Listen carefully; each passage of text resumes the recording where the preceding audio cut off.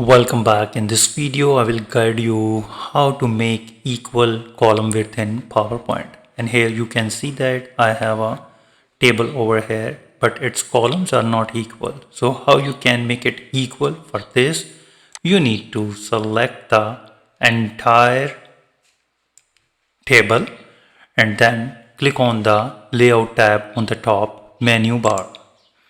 And here you will see that in the cell size group width, here you need to put the value of the column width, for example 1.75, and click outside, and here you can see that the columns are instantly equal.